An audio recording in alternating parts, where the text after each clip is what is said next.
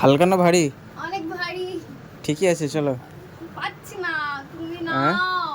আমি পারবো না, তুমি আরে চলো। দুটো অনেক ভারী, কিনা আমার নিজের ব্যাগ আছে দুটো। কই? না, আমাকে দড়ি দিয়ে দাঁড়িয়ে রয়েছে। ঠিকই আছে, নাও। না, চলো। তুমি নিবা তো, এগুলো আমার নেওয়ার কাজ না, এগুলো তোমার নেওয়ার কাজ, ঠিক আছে? শ্বশুর বাড়িতে আমি সব পারবো না, জামাই নিয়ে যায়, আমি বৌমা পারবো না, নয়। আমি পারবো না। মেয়ে নয়, চলো চলো, আমি রেখে দেবো কিন্তু। থাকো গা, থাক। তো চলো, আজ তোমাদের সাথে শেয়ার করব আমাদের তৃতীয় বছরের জামাই ষষ্ঠীটা কেমন কাটলো।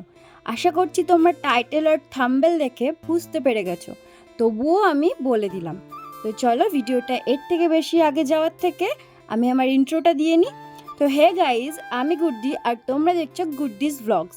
তো তোমাদের সবাইকে আমার নতুন একটা ভ্লগে অনেক ওয়েলকাম। তো চলো এবার ভিডিওটা শুরু করা যাক।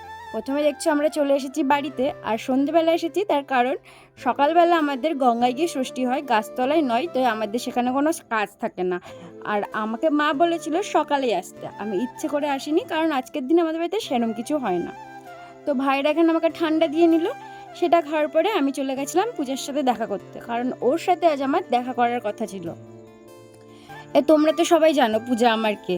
হ্যাঁ, পূজা আমার বেস্ট ফ্রেন্ড, তোমাদেরকে বারবার বলার দরকার নেই, জানি তোমরা সবাই জেনেই গেছো, তাও আজ লাস্টবার বলে দিলাম যে পূজা আমার বেস্ট ফ্রেন্ড। তো ওর সাথে দেখা করতে এসে এখানে মোটির সাথেও দেখা হয়ে গেছে অনেক দিন পর। ও এসেছে জামাই ষষ্ঠী করতে। তো ওকে মোটি বলছিলাম, ও খুব ক্ষেপে গেছিলো। তারপর ওদের সাথে দেখা করে চলে এসেছিলাম বাড়িতে। আর এসে দেখি ও মা আম্মা কত কিছু খাওয়ার আয়োজন করেছে। এইদিকে লুচি করেছে, ঘুগনি করেছে, আলুর দম, মিষ্টি ফিষ্টি তো রয়েইছে। আমি বললাম আমি বাবা এত কিছু খাবো না, আমি সিম্পলি ভাত খাবো। তাই আমাকে ভাত দেওয়া হয়েছিল। আর এখানে মা ওকে আশীর্বাদ করে নিচ্ছে। যাদের যেমন নিয়ম, আমাদের এই নিয়মটাই। আমাদের গাছতলায় গিয়ে ষষ্ঠী হয় না, আমাদের এইভাবেই নিয়ম করা হয়। আমার জন্য মা আম দিয়ে পুজো দিয়েছিল, সেই আমটা আমাকে খেতে হবে, তাই আমি খেয়ে নিলাম। তারপরে দেখো এখানে আমাকে দিয়ে গেছে ভাত, ঘুগনি, আলু পটলের তরকারি, পটল ভাজা। আমি তো এটা দিয়ে তৃপ্তি করে খেয়ে নিয়েছি। আর ভাবছি অতটা ভাত খেয়েছি, খেতে পারিনি গো এই গরমে। তারপরে মা না ওকে সাট করতে ভুলে গেছিলো বলে ওকে খেতে খেতে বসেই মানে সাট করে নিল। তারপরে চলে গেছিলাম ঘুমাতে, কারণ আর কোনো ভিডিও আমি কন্টিনিউ করিনি রাতে। তো এখানে ঘুম থেকে উঠে আমি তোমাদেরকে গুড মর্নিংটা উইশ করছিলাম। তারপরে দেখি জামাইবাবু আর শালারা মিলে কত গল্প করছে। তোমরা জানো আমার ভাইরা কিন্তু ওকে যাইবু বলে ডাকে না, ওকে দাদা বলে ডাকে।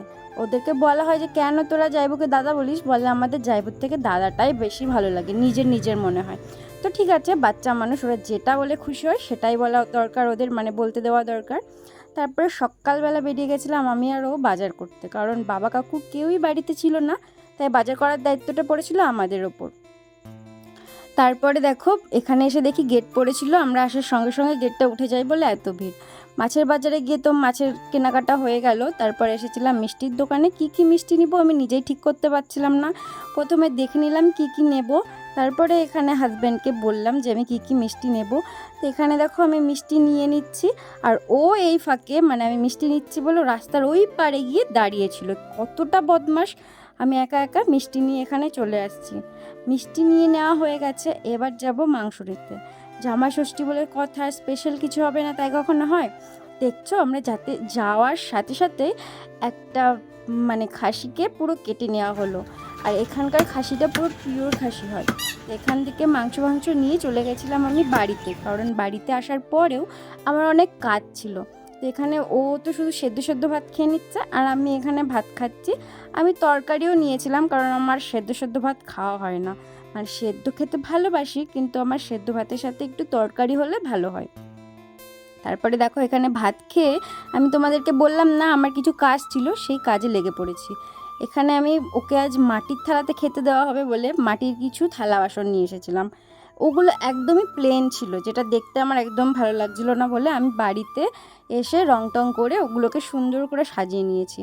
তো এটার ভিডিও দেখবে আমার ফেসবুক পেজে আছে, মানে ফেসবুক প্রোফাইলে। তোমাদের যদি ভালো লাগে তাহলে আমাকে একটা কমেন্ট করো। তো এখানে আমি কাজ করছিলাম, আর এখানে এরা দুজনা গল্প করছিল। তারপরে দেখো ওরা তো গল্প করছিল, ওরা আমাকে কেউ হেল্প করেনি, এরা দুজন আমার আর দুটো ভাই আমাকে হেল্প করেছে। তো এখানে পুরো থালা বাসনগুলো আমার রেডি। আমি একদম সিম্পল কাজ করেছি, এর আগে কখনো আমি এইগুলো দিয়ে কাজ করিনি, তাই আমি জানি না কিভাবে কি করতে হয়। সাথে আমার ভাইরা আমাকে অনেক হেল্প করেছে। তো তোমরা একটা কমেন্ট করে বলো এগুলোর কাজটা কেমন হয়েছে। তারপরে ওদের খিদে পেয়ে গেছিলো, মানে আমার এই যে এই দুই ভাই আছে ওদের খিদে পেয়ে গেছিলো বলে ওদেরকে খেতে দেওয়া হয়েছিল। ওরা কিচ্ছু নেয়নি, জাস্ট বাসন্তী পোলাও হয়েছিল সেটা নিয়েছে, আর মাটন যেটা নিয়ে আসা হয়েছিল এই মাটন কষাটা নিয়েছে। তারপরে আমার ভাই তো স্যালাড খেতে খুব ভালোবাসে, ওর স্যালাড বেছে নিতে ব্যস্ত। তারপর ওরা বলে কি আয় দিদি তোকে খাইয়ে দিই। তো প্রথমে ভাই আমাকে খাইয়ে দিল। আর আমার না বাচ্চাদের হাতে খেতে খুব ভালো লাগে, বাচ্চা বলে না, আমাকে কেউ যদি খাইয়ে দেয় আমার খুবই ভালো লাগে। তারপরে আমাকে এখানে মেজো ভাইও খাইয়ে দিল। এদিকে ওদের সাথে ওই এক গ্যাস করে খেয়ে আমি, মা, কাকিমা চলে গেছিলাম ওর জন্য খাবারগুলো গুছোতে, কারণ মারা একা পাচ্ছিল না, আমাকে ডাকা হয়েছিল। দেখেছো কত কিছু রান্না করেছে ওর জন্য, মেয়ের বেলায় কিছু না, আর এদিকে জামাই ষষ্ঠী বলে জামাইয়ের জন্য এত কিছু রান্না হয়েছে, তাও তো কত কিছু দিতে ভুলে গেছে মা। পরে বলি কি স্যালাড দেওয়া হয়নি, আম ফাম কাটা রয়েছিল সেগুলো দেওয়া হয়নি। আসলে আমার বড় তো কিছু খেতে পারে না, তো তার জন্য আর ওকে মানে দেওয়াটাও হয়নি গুছিয়ে সেইভাবে। মানে দেওয়া হয়েছে ওই আমটা আর ওই যে কী বলে স্যালাডটা দেওয়া হয়নি। তো এখানে তো ও চেষ্টা করে খেয়ে নিচ্ছে, আর ওকে দেখে আমার খিদে পেয়ে গেছে, দেখছো কীভাবে খাচ্ছে। তারপরে আমি বললাম আমাকে একটু খাইয়ে দাও, আমার খিদে পেয়ে গেছে। আর ও ওখানে আমাকে খাইয়ে দিচ্ছিল। বরের হাতে খেতে কিন্তু ভালোই লাগে, ও একটু লজ্জা পায়, তাই মাদের বাড়ি গেলে খাইয়ে দেয় না, কিন্তু এই বাড়িতে প্রায় আমাকে খাইয়ে দেয়। ওর খাওয়া দেখে আমার তো প্রচণ্ডই খিদে পেয়ে গেছিলো। আমি বললাম যাও এবার তোমাকে আর খাওয়াতে হবে না, এবার আমি একাই খাবো। আর মাটনটা এত ভালো ছিল আর এত সুন্দর রান্না হয়েছিল কি বলবো তোমাদেরকে, দেখতে পাচ্ছ কত সফট, আর চর্বির পিস ছিল সব, রিয়াজি খাসি ছিল, বুঝতেই পারছো খেতে কেমন হয়েছিল। আমিও সিম্পল কিচ্ছু নিইনি অত কিছু, কারণ জানো তো আমার বেশি কিছু খেতে ভালো লাগে না, আমি অল্প কিছু দিয়েই মানে যেটা ভালো লাগে আমার খেতে আমি শুধু খাওয়ার সময় সেটাই নিই, আর কোনো তরকারি বা কিচ্ছু নিই না। তো এখানেও দেখো আমি সিম্পল শুধু স্যালাড নিয়েছি, বাসন্তী পোলাও আর খাসির মাংস, আর এদিকে কত কিছু রান্না হয়েছিল আমি কিচ্ছু খাইনি।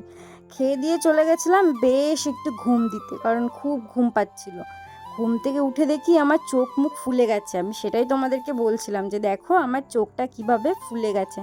সত্যি না আমার চোখটা ফুলে গেছে, একটুখানি বেশি ঘুমালেই আমার চোখটা কেমন জানি ফুলে যায়। ঘরে গিয়ে দেখি এখানে কুস্তি চলছে, ওরা ওদের দাদার সাথে কুস্তি করছে, আর ইনি এখানে পোজ দিতেই ব্যস্ত। আর এদিকে আমার ভাই, ও তো ফোন ছাড়া কিছু চেনেই না, ফোনে ঢুকে রয়েছে। তারপরে রাত হয়ে যায় পিসি এসেছিল, তোমাদেরকে হয়তো দেখাতে পারিনি, মানে সেরকমভাবে ভিডিও করা হয়নি, এত গরম পড়েছিল আজ। তো পিসি এখানে বাড়ি চলে যাবে বলে টাটা দিয়ে নিচ্ছে। তারপরে এখানে আমার বাবা, এটা পিসিরা তো চলে গেল, ওই যে পিসিদের টোটো দাঁড়ানো। তারপরে আমাদেরকেও রাতে বাড়ি আসতে হবে, তার জন্য দেখো রাতে বরকেও সিম্পল খাবার দেওয়া হয়েছিল, আর কত খাবার দেওয়া হয়েছিল সেগুলো আমরা তুলে দিয়েছি, এতটুকু করে খেয়েছিলাম। তো খাওয়া দাওয়া করার পর এখানে আমি সবাইকে টাটা দিয়ে নিচ্ছি, কারণ আমাকেও বাড়ি চলে যেতে হবে। আর কাকিমার মা বললো চল তোদেরকে আমি একটু আগে দিয়ে আসি। তো বাবাকে ওখানে টাটা করে দিলাম, মাকেও টাটা করে দিলাম, কিন্তু মা আমাদেরকে যাবে ছাড়তে। বর বললো তোমরা যাও আমি আসছি পেছন। তাই আমি চলে যাচ্ছি মাদের সাথে হাঁটতে। আর এখানে তোমাদেরকে বলছিলাম যে দেখো বাবার বাড়ি কাছে হলে কত সুবিধা হয়, আমি রাত অনেক হয়ে গেছে বলে নাইটি পরেই চলে যেতে পারছি। এবার তোমরা কমেন্ট করবে যে কেমন মেয়েরে বাবা নাইটি পরে শ্বশুর বাড়ি চলে যাচ্ছে। বিশ্বাস করো আমাদের বাড়ি যেতে প্রচুর রাত হয়ে গেছিলো, প্রায় 11:30-12টা বাজে। আর তখন রাস্তাতে অত কেউ ছিল না, আর থাকলেও এত গরমের মনে হচ্ছিল না অন্য কিছু পড়ে যায়। এটি পড়েছিল এলা কি চাষা পুরা। বাপের বাড়ি কাছে হলে এটাই সুবিধা হয়। চাষা কোথিকার খুলছিস কেন ওগুলো? ষষ্ঠী শেষ তাই পড়াও শেষ, এখন বাড়ি চলে এসেছি, সোনা গয়নার কোনো দরকার নেই, ভালো লাগে না সবসময় পরে থাকতে। সোনা সিটি গোল্ড,